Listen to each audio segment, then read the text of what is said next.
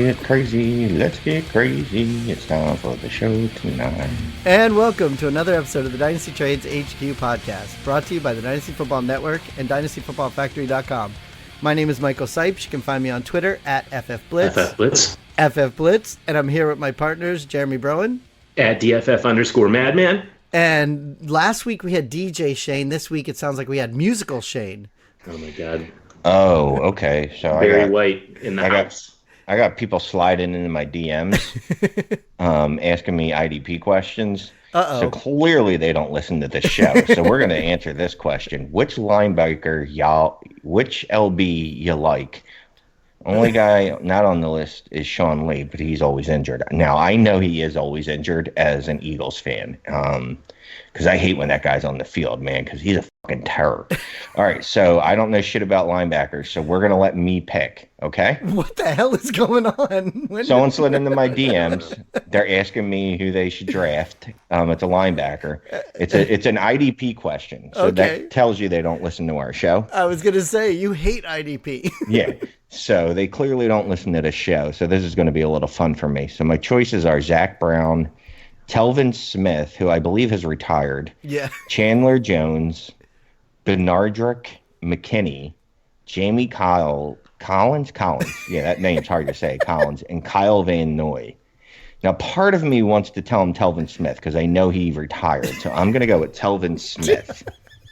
Telvin Smith. Is he asking you for just one linebacker? He's a stud. Oh my God, Yeah. That is so funny. Do you want you may have given him the best one, but he's retired. Yeah.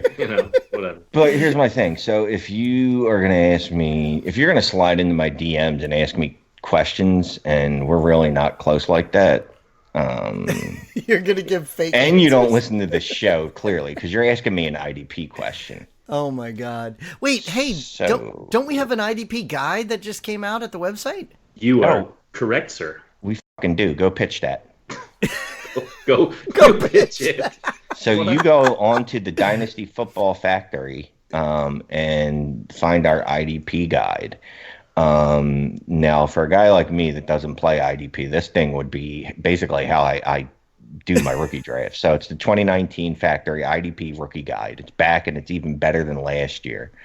This year's guide includes even more players than last season's. There's more in-depth statistics, and it's going to include fantasy outlooks based on their draft position and team situation. So go on our website, order that IDP guide. Awesome IDP Rookie Guide, $10. I believe it's about 170 something pages. Yeah. Dude, that's a hell of a value. I mean, like you pointed out before on a previous show, $10. I mean, that's just like one mocha choca latte at Starbucks, dude.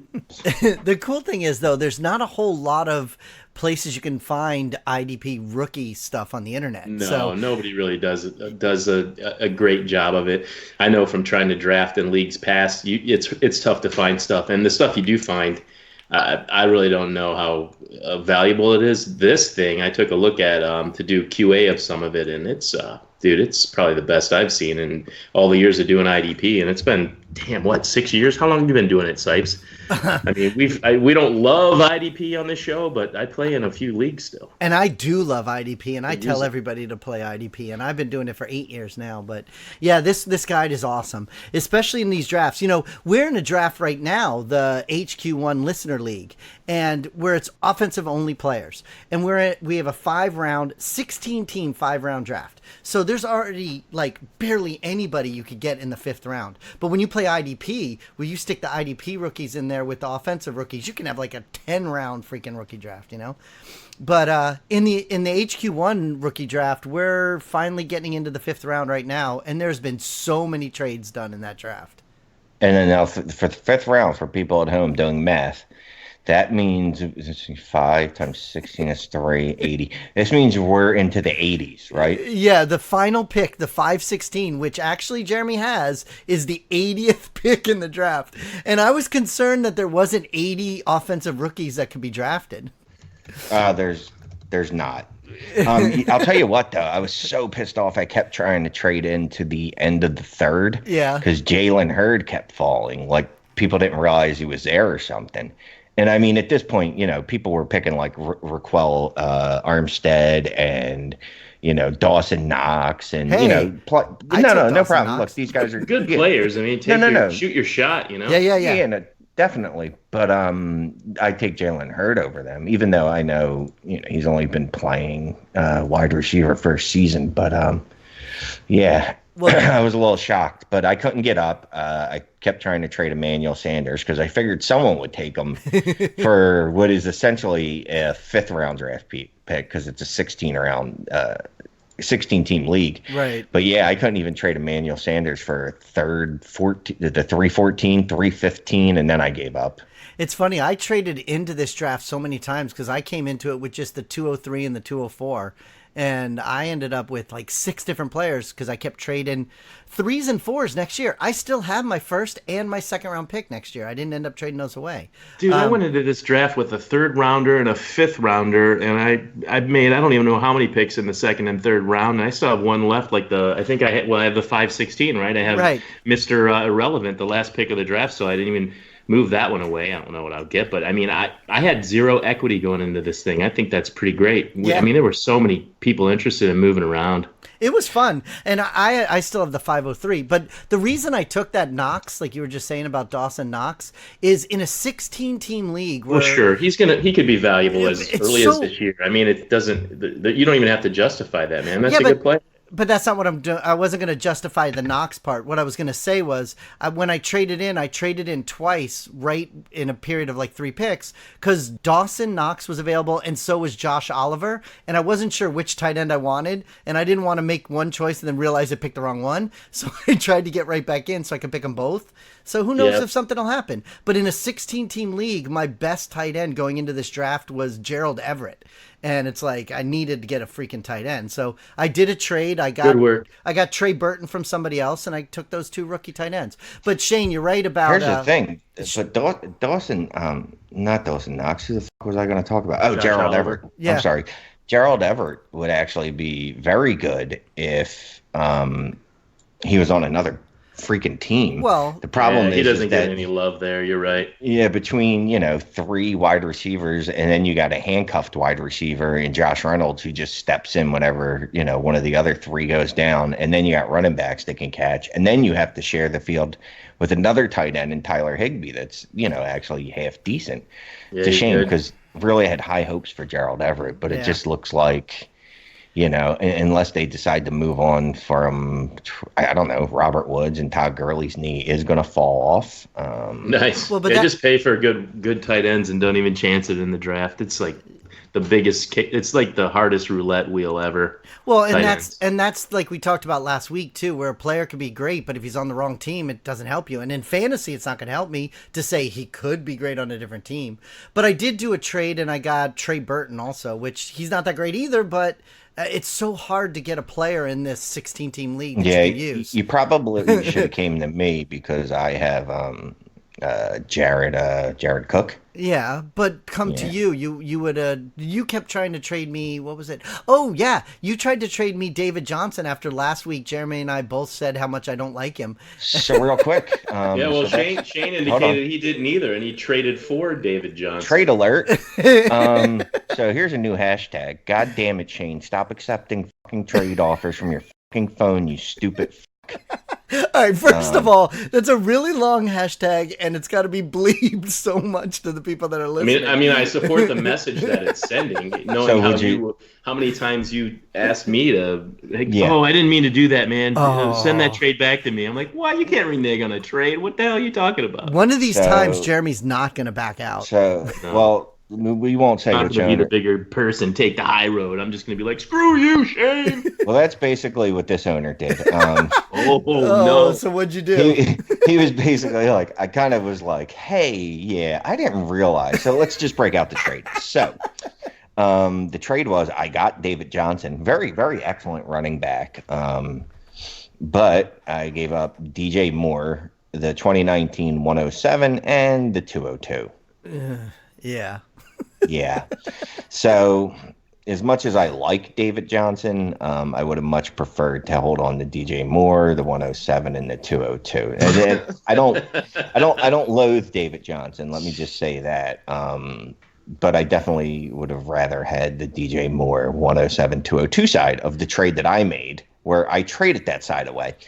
So I did DM him, but it was like literally like 9 hours later when I went to go I'm making trades all day trying to trade David Johnson. And I'm like, why is my team missing? Like, why are my wide receivers so bad? I feel like, and then I finally looked at the trade again and I go, motherfucker, I gave up DJ Moore. You know what? Honestly, you were in the championship game last year, right? You and me. Wasn't it you and me in that game? That was a different league. You knocked me out in the champion in the semis. In the semis, and then but still, you made it that far in the 16-teamer, which is tough to do. And David Johnson, I mean, if he has a great season, if he has a good season, that might benefit your team, blessing in disguise this season at least anyway over those other assets. However, he did find somebody to take David Johnson off his hands. Oh, you traded him away? Yeah, he was sending him to everybody all day. I had a bunch of trade offers going back and forth, especially you didn't send one to me. Jeremy, I looked at your roster. I was looking at this point, I realized my roster's now because I had a plan in place. Basically, it was, I had DJ Moore. He was going to eventually be my wide receiver 1. And then I had a couple picks like the 107, and then I think I had the 110. So I was like, all right, I'm going to build some depth in this 16-team league. I'm in good shape. I got the 202, which is really, the 18th overall, whatever. So once I made that trade, though, I'm looking at my roster and I'm like, fuck me, I need an infusion of youth and some other stuff. So this is the next trade I made. But wait, he sent me David Johnson for Mike Evans and a 2020 second. That's what he said. Good God. No way. I know. No. He turned it down. I tried. So he did turn that down. So eventually, what I did is I gave up David Johnson and the 2019 213, which I believe I got in another trade because I had 6 trades in this draft. Yeah. And what I got back was Marlon Mack and a 2020 first. Well, see, that's funny because the consensus I've gotten on Twitter is that Marlon Mack could score as much as David Johnson this year. The reason I laughed is because it was just dead silence. Jeremy didn't say anything, and I didn't say anything. I'm not a big fan of David Johnson like we talked about last week, but I'm less of a fan of Marlon Mack. There was a fun tweet I tweeted out a month ago that he's going to be a top, in jest, I've said that he's going to be the running back number 1 this year. Because if you look at his splits, I think if he had something like over 15 carries, he had a running back a top 5 week, something like at least 2/3 of the time, something like that. I should probably actually look it up. I know. I was going to say we're all talking about this without looking up the numbers.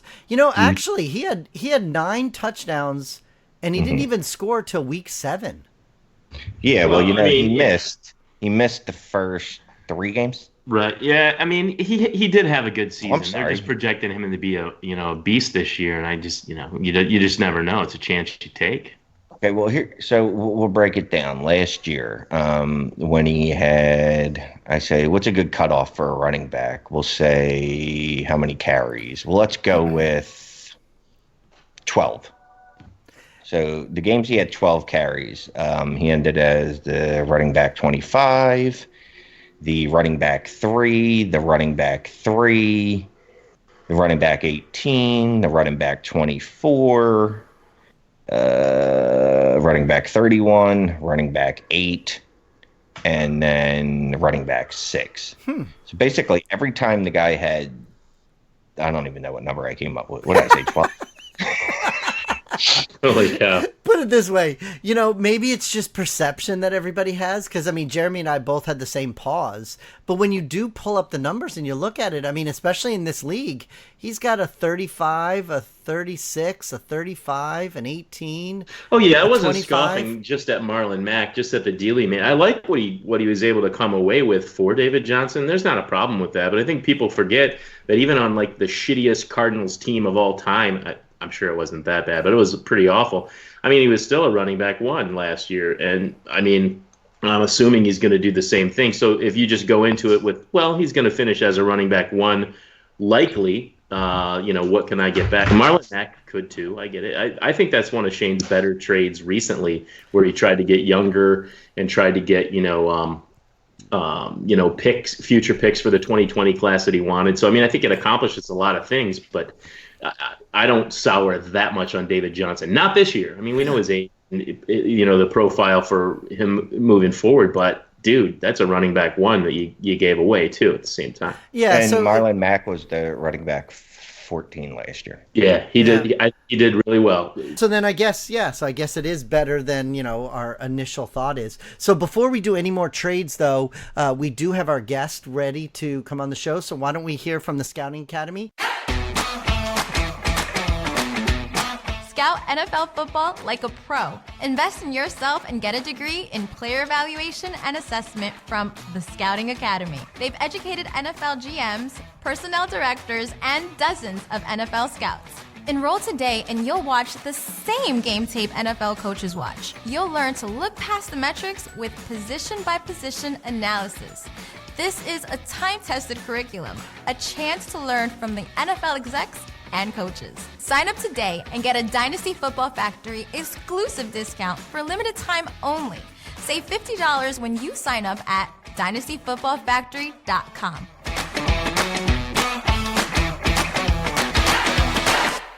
So maybe if Jeremy or Michael had gone to the Scouting Academy, they'd realize that Marlon Mack is good at football. I don't think that would have made a difference, but at this point right now, we have our guest here. Davis Mattek is here. Hey, Davis, how you doing? I'm doing great, guys. Very happy to be here on the show tonight. Great. He's mentioning Marlon Mack because before you came in, he was talking about a trade that he did in the Listener League that Jeremy and I kind of paused when he said it to us, and now he just keeps trying to prove that it was a great trade. You want to tell Davis your trade? Yeah. I want to hear the trade. No, real quick. So when I said the trade, they both sat there in silence, like it was the worst fucking thing they'd ever heard in their life. Like, no, that's your interpretation. I didn't say anything. That's man. how I was took just it. Thinking about it. I'm gonna be jerks about it. So, should I go back to the hashtag goddamn Shane, stop accepting fucking trade offers from your fucking phone, you stupid fuck? You just did, yes. Skip over that? No, you just did. That was the hashtag, Davis. Okay. So real quick, hashtag. though. That one trade, actually, we can get back to one of the players in that trade. It involved DJ Moore, and it did not go well for me. So anyway, the next trade where I was just trying to recoup some of my lost value, I traded David Johnson and 213 in a 16-team league, Superflex, for Marlon Mack and a 2020 first. 213 rookie pick? Yeah, which works out to, Oh, man. so hold on, 2 times 16, 32, right, Mike? No, it would be 16 plus 13, so it'd be 29. 29 player. Okay, thank you. Holy. So you traded like David Johnson and Dawson Knox for Marlon Mack and a 2020 first? Yes. That's funny. I got Dawson Knox in like the 4th round. Wait. I mean, Dawson. I would have to go pull up my rankings to see who I actually had at 29. It's not. Right. It's probably like Alexander Madison. That seems like a bad trade to me. But I mean, David Johnson's 27. So I don't know. Maybe he's got 2 years left of being used like a rusher and a receiver. And I mean, I would not make that trade. David Johnson's like my number 3 overall guy in Dynasty, but. He was showing us the numbers of Marlon Mack and stuff, and that's why I made the crack about the Scouting Academy. But hey, actually at 29, it was Benny Snell. Oh, well, that's like a wasted pick. Not necessarily. We liked this trade for him because he wanted the 2020 picks and he likes Marlon Mack. So 6 of one, half dozen of the other. But yeah, I would prefer the David Johnson side this season. And Shane was in the semifinals last year, where I kicked his ass, but he was in the semifinals, and he's got a great team, so that helps your team if you had kept him. But Matt can too, so but you're going to win now and later. I don't think he has a great team right now. He's done too many trades, but no. He's traded away too many players. Yeah, Davis, why don't you talk about yourself? You can't stop trading. So Davis, why don't you tell everybody about yourself? Thank you for coming on the show. So I've played fantasy sports since I was 7 years old. Probably is the first fantasy league I played. I'm 26 now. I've worked in the fantasy sports industry since I was 19 when I started my own website, and I got hired by a couple other websites soon after that, and I've been doing it full time for 5 years. I play a lot of DFS, but I'm also in an industry league with you guys. I'm in another Superflex Dynasty Best Ball league with a lot of sort of industry guys, and then I have a home Dynasty league with my dad and a bunch of his buddies as well. And I play Dynasty off and on for leagues that have folded or teams that I've ended up selling on at a certain point, because I kind of stopped playing so much seasonal and Dynasty fantasy football when I first started playing DFS in like 2015-16. But those skill sets actually really do translate into Dynasty, because it's all about it's a Dynasty for me is really about generating historical comparables for players and then putting them in buckets and tiers after that. And that skill set actually translates really well from DFS. So now I'm sort of back as like a pretty full-time Dynasty player. Yeah, we've had quite a few guests on the show from that DFB Invitational League that you mentioned earlier. And everybody's talked about their draft and their teams. How did you feel with that league? How'd you do with your draft, and how do you like your team? I actually do like my team. I think that the team is not bad. So there's two things I did that are very abnormal for this format. The first is that rookie picks were in our draft. I didn't take any of them. Oh. So I thought that the first round draft picks 1 through 12, I thought they were all overpriced by about half a round or a full round. And I thought that the second and third rounds, I thought they were all pretty appropriately priced. Yeah. But at the point in the draft that the second and third round picks were coming off, I had already taken 4 quarterbacks, and I already had 2 veteran tight ends that filled the tight end premium nature of our league. So I was looking at my roster, and I said, okay, I have 4 starting quarterbacks. This is a 12-team league where there are going to be 24 starting quarterbacks every week. That means you just do that math real quick. Not everyone's going to have a third option. Some people are going to have to start a non-quarterback in the super flex. And I said, okay, so if I think I have 4 quarterbacks, if I think I have tight ends who can go in this tight end premium, I should probably start to try and gear my roster towards being a little bit more competitive this year. So when you're looking at that and you're saying, okay, in the 18th round, I can either take who's your favorite terrible rookie? I can take Keyshawn Johnson with the 412, or I can take Cole Beasley, who like sucks but can get. I feel more confident in him averaging 8 fantasy points per game than I do Keyshawn Johnson. Yeah. So, and then the other thing I did was I made the worst trade that will happen in this league ever. I knew that at some point in the startup I wanted to add a 2020 first for a couple of reasons. The first is that the 2020 draft is supposed to be the end-all be-all of draft. There's like 6 wide receiver ones. There's some crazy running backs. There's the Oregon kid, Justin Herbert, the quarterback coming out.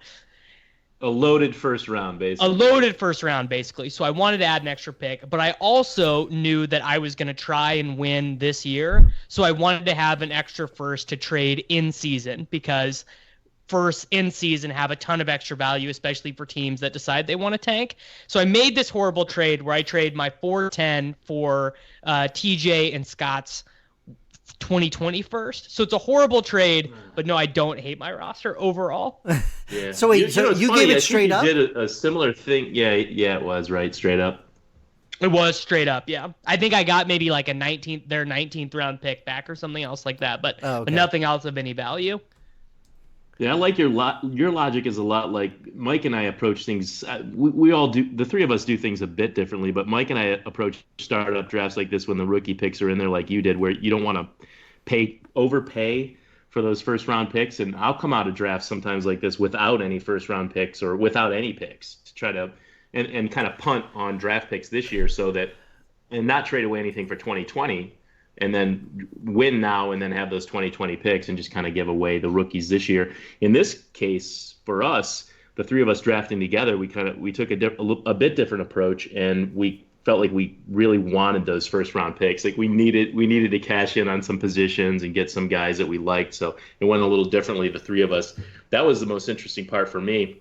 As you know, the 3 of us powwowing, like trying to like drive through this draft and come away with things that made us all happy. It was tough at times, but I think our roster is at least pretty competitive. Don't you guys think? I agree. Yeah.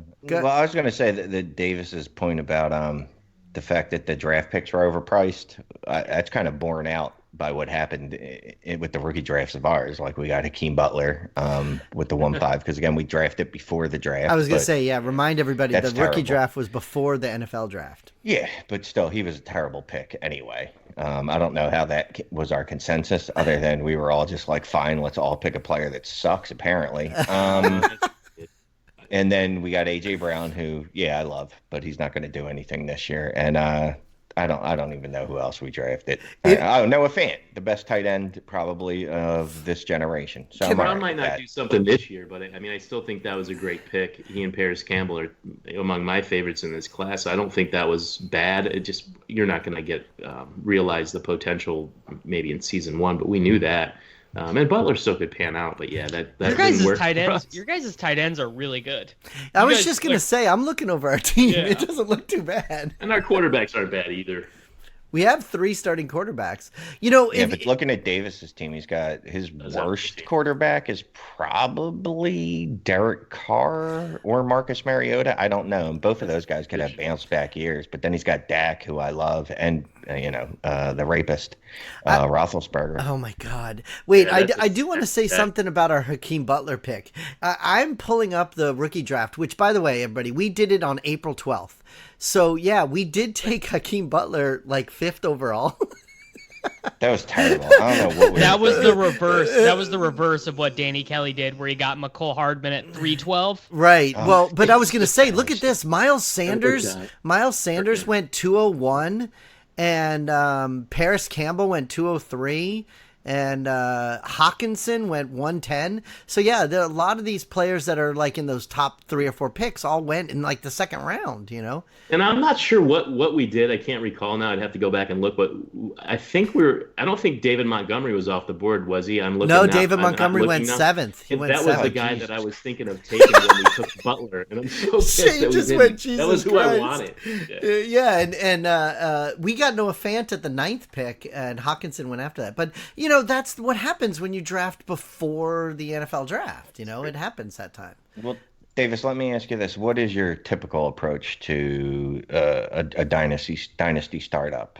And do you usually play in Superflex or do you play in old school? I actually think that Superflex for Dynasty is way better. I really prefer it because it adds another element of strategy to the startups. Like, I think the startups can be I mean, Dynasty startups are still good, but it's way better when it's Superflex. There's way more wrinkles. So the other big industry Dynasty league I'm in is Superflex as well. And then the home team league that I'm in with my dad and his buddies is a 16-team league. It's not Superflex, but it's just like it's 16 teams and it's 30-man rosters. So there are like not enough defenses to go around. I've had the Cleveland Browns defense for the last 3 years, and there's not been another defense on the waiver wire the entire time. I've just had to start I've just had to use, because I don't want to trade for a defense, but this is just one of the wrinkles of these leagues. So I really do prefer Superflex for Dynasty. I would say my general approach with startups is what a lot of people think. I think they think I would like to win year 1.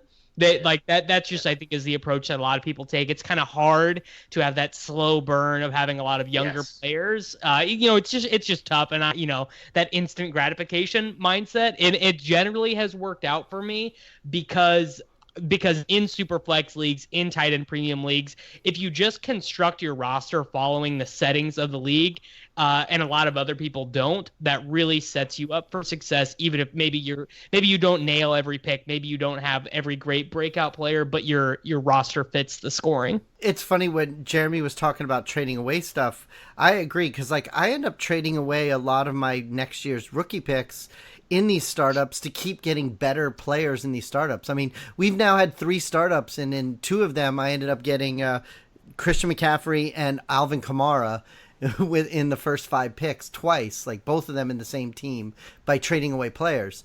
And then you can just try later to try to get those rookie picks back.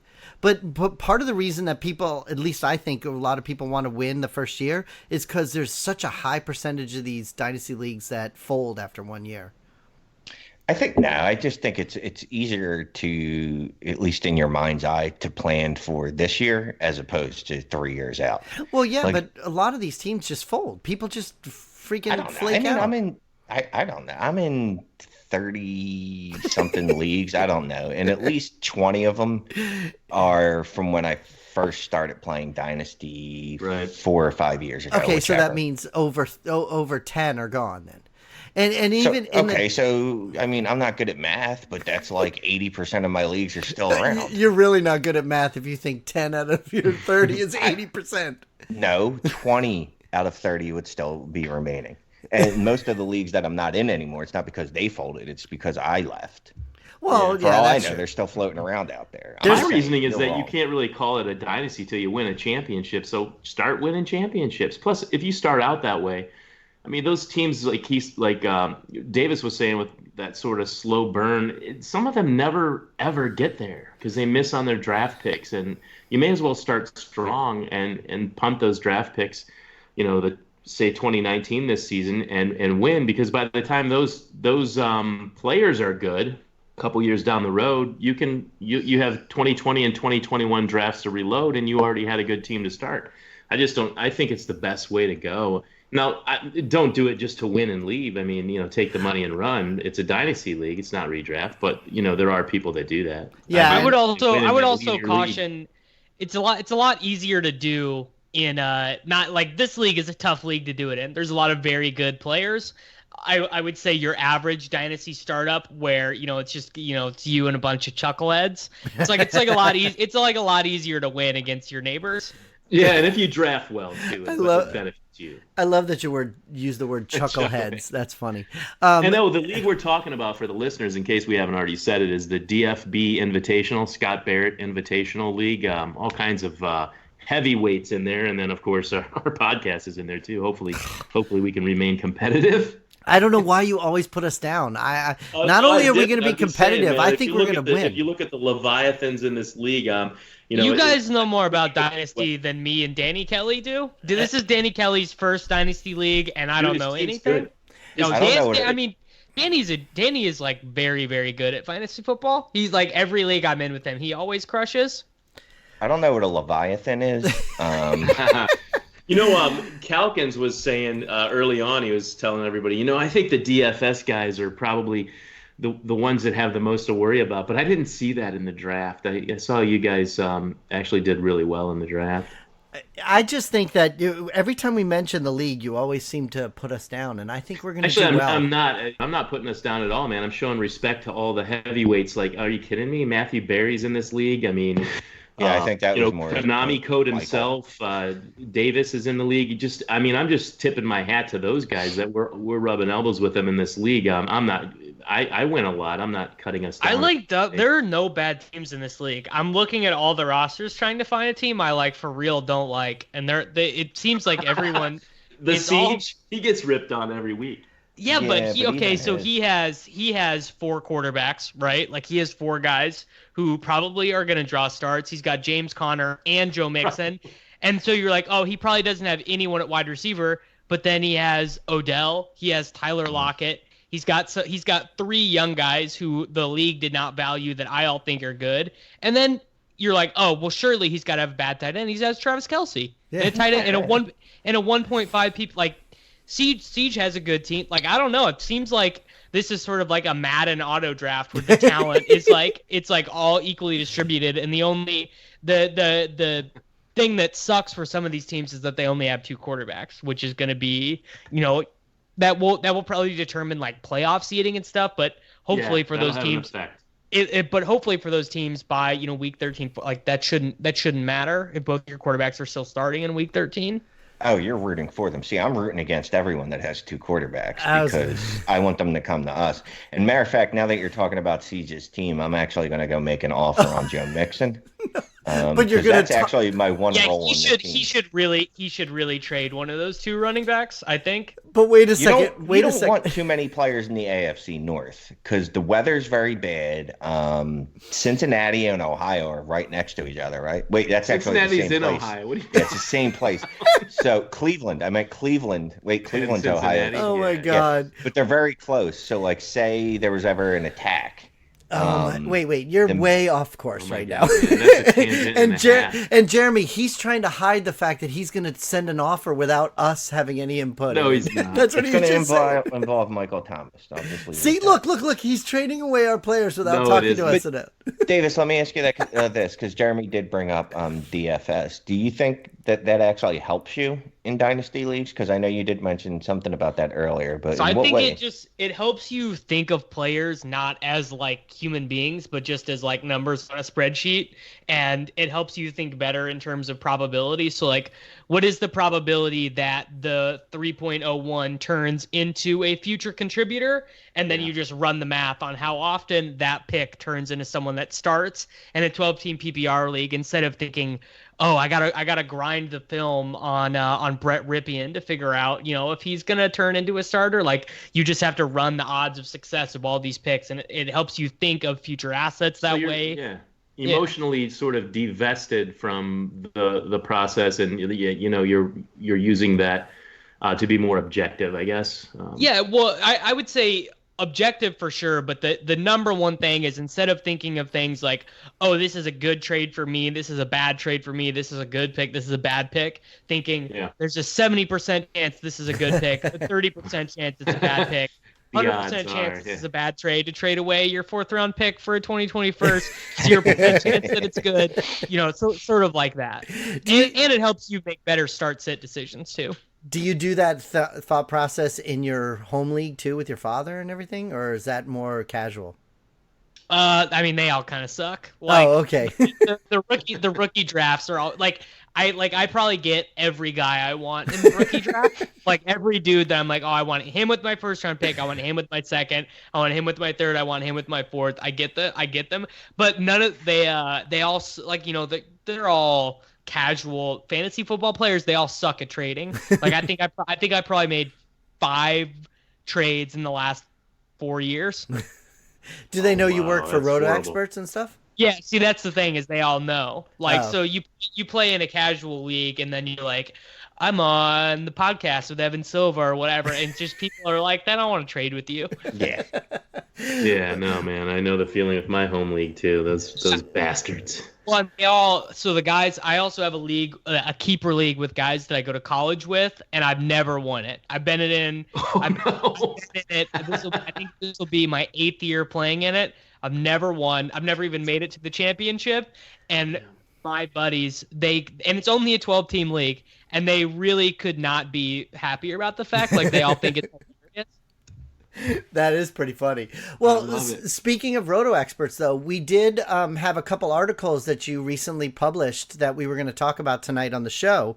And one of them was about impending fantasy football breakout seasons. And you spoke of 3 players that you thought were going to have a breakout year. You had DJ Moore, Ito Smith, and Chris Herndon. So those guys, DJ Moore is going to be a 2nd round pick in startups next year, maybe even higher. Like, if he goes full AJ Green, 110 catches, 1,300 yards, 12 touchdowns, he'll be a 1st round pick. But if he just I think the projection I have for him is a shade under 90 catches, right around 1,000 yards, and 9.5 touchdowns. So if he hits that, he'll be a 2nd round pick, because he'll only be 23 after that season. Christopher Herndon, basically, I believe in Sam Darnold, and I think that Herndon is the most likely recipient of, like, the upgrade of that offense in terms of red zone possessions. Quincy Nunn played in the NFL for 5 seasons. He has 5 touchdowns. Robbie Anderson and Jamison Crowder combined have played 8 NFL seasons. They have 16 touchdowns. So this is not a group of pass catchers who really gets it done down there. So I think, like, Herndon could have, like, one of those crazy. We get these tight end seasons all the time. You could, like, I could tell you, oh, Michael Foria once had 7 touchdowns, and you'd say, there's no way that's true. And then you'd look it up and you'd be, oh my God, he had 7 touchdowns on 30 targets. That happened. And so I think Herndon seems like a pretty likely guy to get that this season. And then Ito Smith, basically Devonta Freeman's last healthy season was 2015. And ever since that year, he either split work with Tevin Coleman or he got hurt. Ito Smith pretty clearly in that Tevin Coleman role. And if Devonta Freeman gets hurt, we're looking at like a 230 touch season. Yeah, there's a pretty good chance Devontae Freeman gets hurt. A lot of people keep talking about like, oh, well, he hasn't missed a lot of games, but he's still been injured, and that does start to wear on you. Nicked. He's been nicked. He's been listed on the injury report, at least with a questionable designation, every year since 2016. Yeah, so he's definitely 2015. Yeah, he's definitely taken a ton of damage to that frame, and he's really not a big guy, and he doesn't know how to run any other way except that I'm going to explode on your face. So it's not like he's all of a sudden going to become a finesse back and avoid contact. The guy's going to get injured. And thanks for bringing your bedroom etiquette into this conversation. I really appreciate it. And I have to thank Davis right now, because I just saw you just copied DJ Moore, Ito Smith, and Chris Herndon, those three names, because I know as soon as this show's over, or maybe before it's done, you're going to send out trade offers for all three of those guys. Although you already were for DJ. I don't even think that DJ Moore, like, who would even sell him? Who owns him right now? Shane's head just went down. He accidentally. That's what we talked about at the beginning of the show. He accidentally traded him for David Johnson. If people could see Shane's face, his hands are over his head. No, okay, he's pulling the hat down. Fair. That's fair. Those guys should, like, if you're fast forwarding 12 months, as long as David Johnson doesn't get hurt again, they should both be right around the same value. It was a terrible trade. I didn't realize DJ Moore was in the trade. I was all excited. Mistake. All I saw was on the his picks. Phone at work. No, it was in the morning. I woke up late. I saw the 107 and the 202 for David Johnson. That's all my eyes fixated on. I was like, that's a fucking slam dunk. Later in the day, I'm looking through my trades and I go, wait a minute. DJ Moore's not on my roster anymore. What happened there? And I realized that he was part of that trade, which is a lot less of a slam dunk. And I wouldn't have made that trade because I love DJ Moore, but it's neither here nor there. Hey, Brian, how's it going? What? Oh, that's who you traded with, was Brian Hooton. We were all like, nice. what? Good work, Brian. Yeah, good job, Brian. Yeah, I hope you're right on the Ito Smith. I ended up with him on so many taxi squads from last year's draft. So, he's always been that guy that just seemed like he's greater than the sum of his parts. So many people ripped on him. Oh, Ito Smith. I liked it, man. I thought and I'm glad that Davis thinks he's one of those guys that can break out. I don't really think he's that good. Like I should get that. I don't think he's like Jerick McKinnon or whatever. But I think the opportunity will pretty clearly there for him, and I think that the offense is pretty good. Yeah, and that's the thing is running backs. It really almost doesn't matter how good you are if you have a little bit of talent, as long as you have the opportunity. I mean, that's all you need. And once Devontae Freeman misses a couple games, then Ito Smith gets in there. And I'm sure he'll have a running back 1 or 2 week, and then you flip him immediately. But that's my thought process, at least in Dynasty, obviously. What's really great about Davis's response is it goes back to what you were asking him about earlier about DFS mentality. I mean, he believes that they could have an impending breakout season. However, he doesn't necessarily like the player because what you're just looking at are the numbers. That's a pretty interesting way that you even responded to that. Yeah. You had another article here about 5 legitimate fantasy football sleepers at running back. So now, again, whether you like them or not, you do believe that they're sleepers in fantasy. But specifically, Davis, I want to ask you about one guy because I wasn't even sure he was a real person, which is pretty impressive because I'm in some deep dynasty leagues. But Sean Wilson, Tampa Bay. Yeah. No, so people forgot this guy's a thing. People forget he's on. So everyone looks at the Bucs roster and they say, okay, they don't draft a running back, right? Ronald Jones. Jacquizz Rodgers not even on the roster anymore. So they go, all right, Ronald Jones, it's time. And they forget that this guy who I would compare him to like a Tony Pollard maybe from this year's draft class. Like he wasn't really a running back. He was more of like a satellite back. I think he averaged like 11 carries a game, but he had 89 receptions when he was at Duke. So he was like sort of just one of those gadget players. And if what happened last year is true, which is that Ronald Jones just really can't play as a pass catcher in the NFL, I guess it's pretty possible that Peyton Barber could just run it back from last year and just be like boring Peyton Barber. But I actually think there's like a pretty real chance that this Sean Wilson guy becomes the primary third down running back because it's not very often that a guy doesn't play at all as a rookie and is not on IR and is not on the practice squad and the team keeps him around and then brings him back as a skill position player. They really have to be like a special teamer for them to do that. And Wilson did not play special teams. He was not on the punter kick team. So they basically, what I'm saying is the Buccaneers have to think he's good. Yeah, it's funny, a special shout out to our listeners. I just looked up Wilson in all 15 of my leagues, and only one league he's drafted, and it's in the listener league by Larry Monkey. Larry Monkey has him on his roster. Dude, I'm not impressed by Larry Monkey. It's a 16-team super flex. And how deep are our rosters? Our rosters are like 30, dude. I'm not good at math again, but that's at every least NFL offensive player. Okay, but still, that's Larry, 600 players. Hey, Larry Monkey, I'll give you a tip of the hat for having him. I'll give him a tip of the hat too, because the real challenge in those leagues where every offensive player is rostered is having every guy that you have actually have like an out to being a starting player. Yep. Like a lot of people will have practice squad running backs who will play, but if you're able to find the guys who actually get playing time over the course of the year, you're probably winning. My favorite guy that you have on this list is Travis Homer. I actually really like him, and the same logic that you really, when I read your article, the same logic applies. I mean, looking back at the Seattle Seahawks running backs over like the past 6 or whatever years, it's just like the next guy up, and it's not necessarily any high draft pick. It's just somebody that played well for them. Not that it's necessarily sustainable, but for a guy who's either not getting drafted or going at the very tail end of rookie drafts, could pay off. I mean, it's definitely a value play. You're burning your 4th round pick likely anyways, especially at the end. Well, we didn't actually say all 5 of the names of the players that he was going to mention, so say them.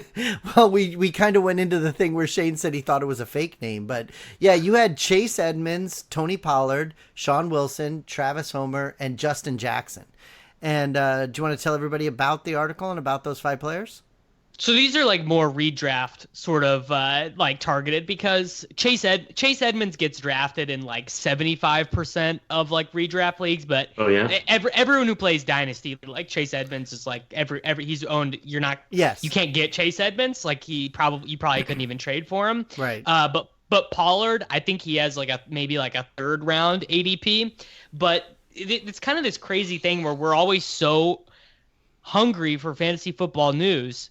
But then this story of Mike Weber tearing his knee at Dallas OTAs, it wasn't even reported. But it basically means that Tony Pollard is the backup to Ezekiel Elliott now, which is like, that's super valuable in and of itself. And it's also sort of been sparsely reported that Dallas, like, they want a replacement for what they thought Tavon was going to be.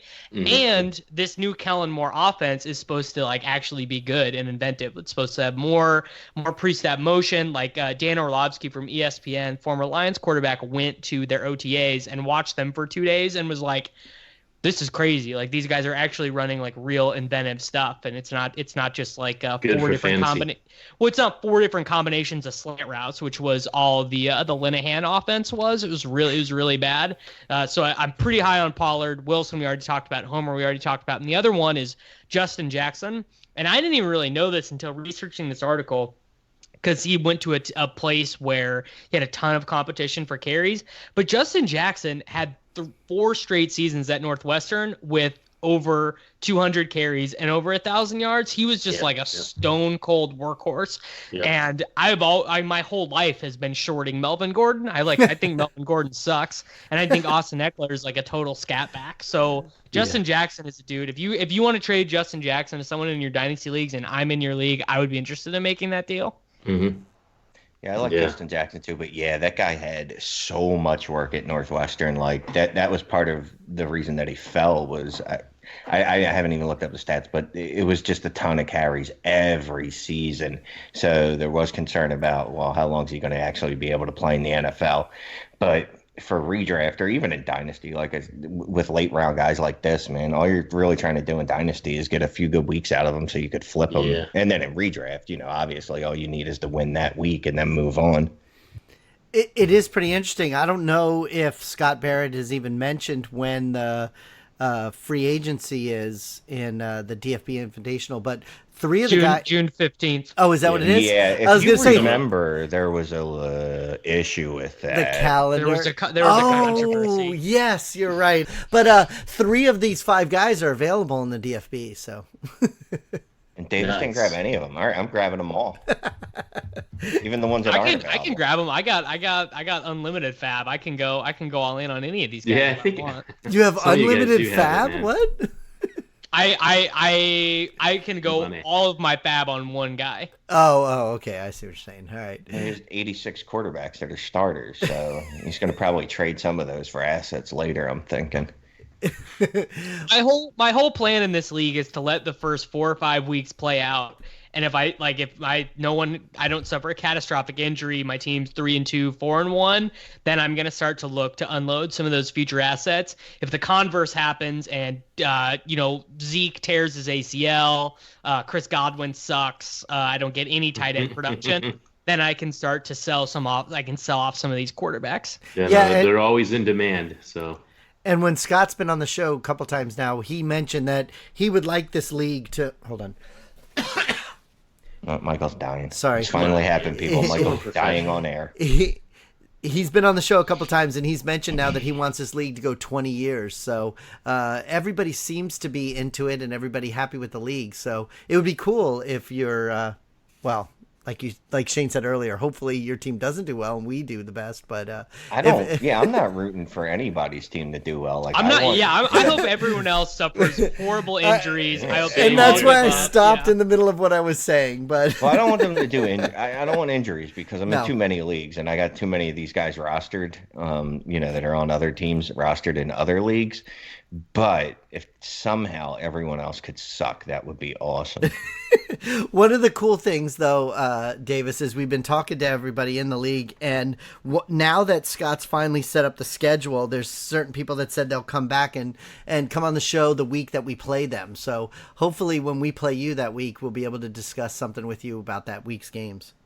No promises for in season because NFL season is crazy for me. But right. I will say right now I'm not saying no. I'm not saying that. Maybe by the end of the year we'll all talk together. So we do have a couple trades on the sheet that we would like to get your input on before we wrap up tonight. If you're cool with that. Yeah, let's do it. Here's a real trade in a 16-team superflex where I literally have Patrick Mahomes and no other quarterback that's a starter. And I had the 108, and I didn't want to pick at that spot. You didn't want to take Daniel Jones that early?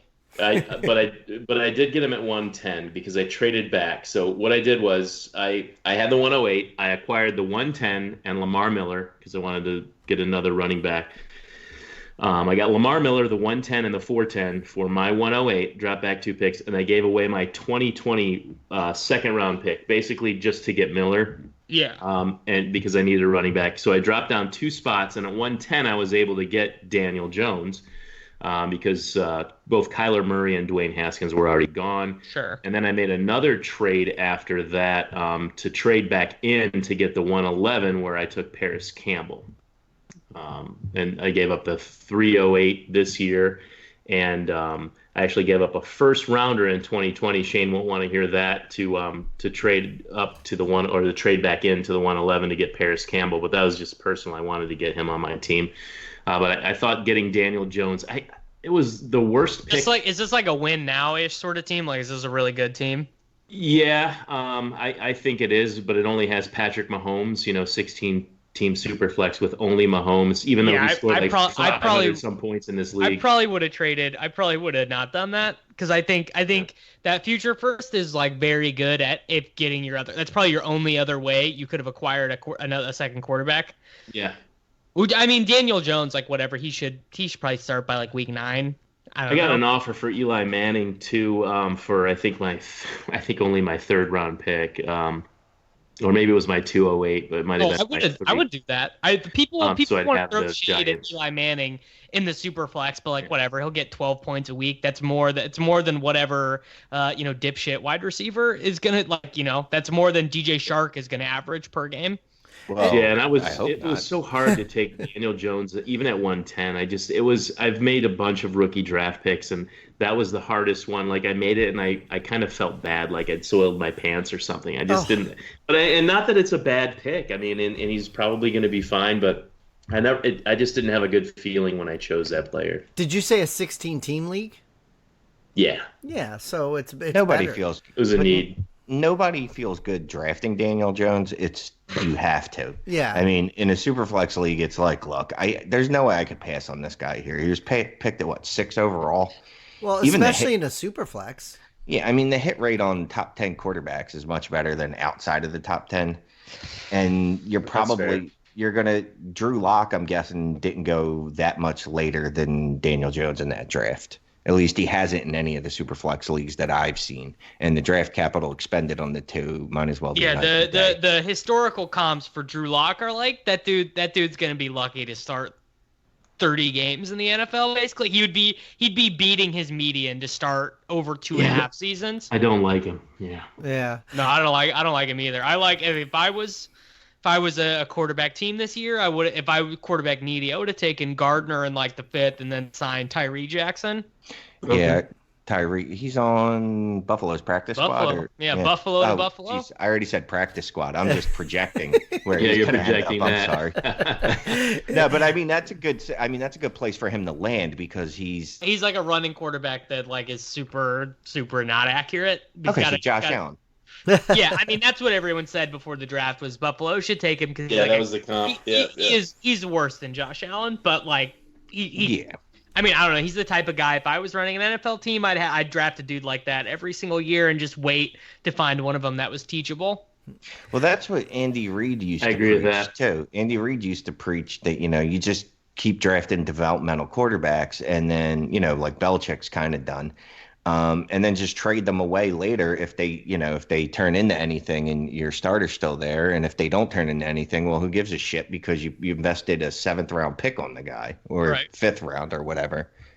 Yeah, in the HQ1, the listener league, when you were talking about Daniel Jones, he actually went 108 in this league. But it's a 16-team league where there are some teams. I was drafting in this league after ours, so I noticed that, I was thinking he was still going to be available, and I was hoping that I wouldn't have to draft Locke, that I would get Jones, and it happened to work out by trading down. After, without looking at it, but on the top of my head, I looked at it earlier. There's one team that has 3 quarterbacks, and there's one team that has 1 quarterback. So in a 16-team league with 32 teams, everybody's got 2. Maybe doable if you had Patrick Mahomes, and you're expecting those kind of points, and you can make do with it because he's definitely outscoring some teams' top 2 quarterbacks some weeks. I mean, it's happening. But my thing about the NFL and starting quarterbacks, and this is neither here nor there with what we're talking about, but the thing that bothers me the most about the NFL is it's all or nothing. They put 0 next to 0 into backup quarterbacks, into grooming anybody. They get their guy, they pay handsomely for it. It's this one guy, and it's all about him. And we got a guy that holds the clipboard, and he can run our offense for a quarter. They don't draft. Not all teams draft a guy that can come in and approximate the same and run the same kind of offense. If every team did that, I mean, they could have a viable practice squad quarterback or even on the roster that's ready to step in and do something. It's kind of like for fantasy football, it sucks too because you just don't have the next guy up mentality. All other positions you do, but just not at quarterback. It's just all eggs in one basket. This is our quarterback.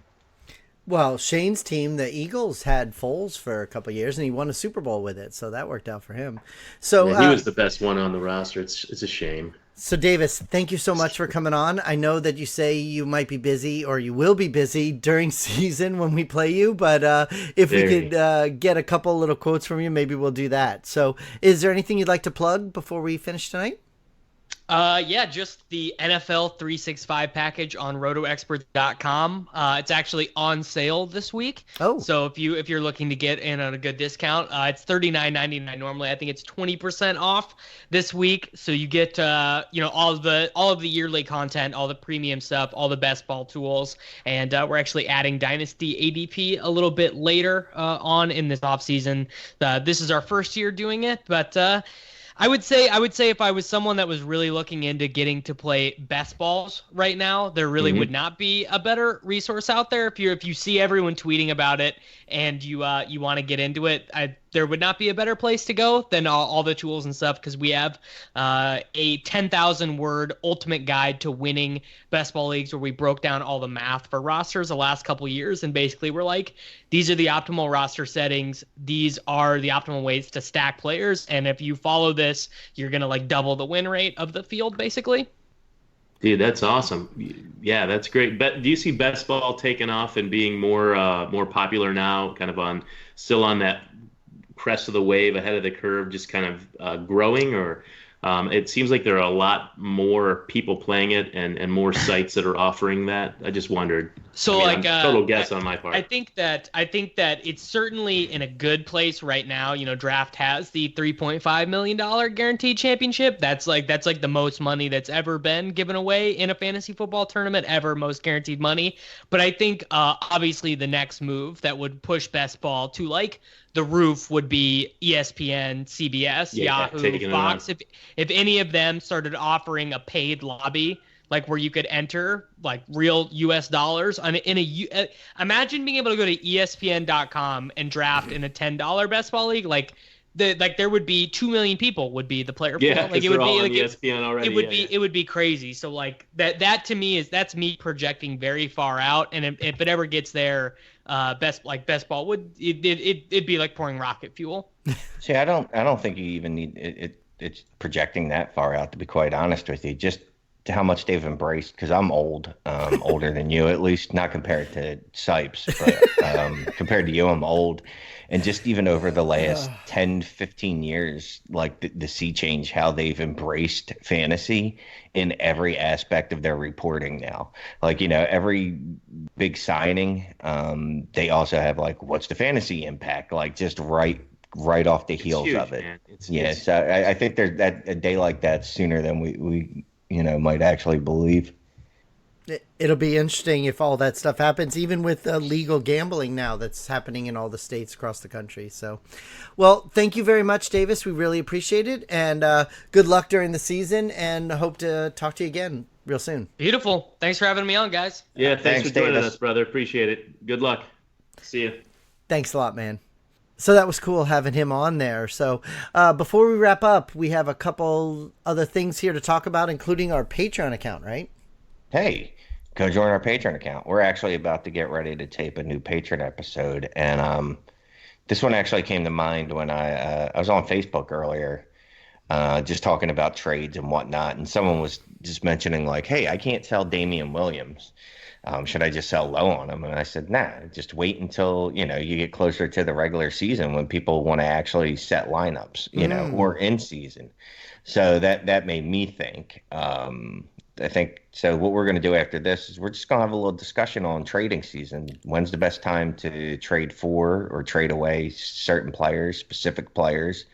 There's some obvious ones, but we'll get into that for less obvious ones too. Also got the group me chat. Obviously the bonus episode every week, like I just said. You got the uncensored version of this if you want to hear, my beautiful dulcet tones talking to you in the raw. We got that group me chat always going. We got written content, and I just dropped a couple things this week, sharing a little bit of our redraft guide with our patrons. Don't tell anyone about that though. But yeah, go become a patron. Several tiers there. I'd say whatever you want to become, whichever tier you want to jump in, we've got something for you. And I'm going to go offer a trade to CJ now. I'm going to offer him Michael Thomas for Joe Mixon and Tyler Lockett. No. You're silly if you don't think so. Tyler Lockett, you're stud out of the slot.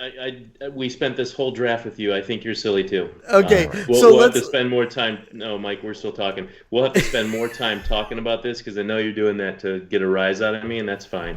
But we'll have to actually discuss big boy trades. Fine, I closed the DFS. I will not be sending an offer. So make sure you become a patron. That's the best thing to do. Yes, our podcast is awesome. We know, but you do want to become a patron too for even more awesomeness. And Jeremy, awesome. I wasn't gonna shut him up. I was gonna have him talk about it in the Patreon thing. So thanks for listening. Go check out our Twitter account at DynastyTradesHQ. Check out on iTunes. Give us a rate and review. Check out our website, DynastyFootballFactory.com, and we'll talk to you guys next week. Say Probably. bye. I mean, I don't know if we will. I can't guarantee anything. Nothing's Oh, guaranteed. these guys will be talking next week, guaranteed. See ya. Jeez, See you then. We'll all be talking. Bye.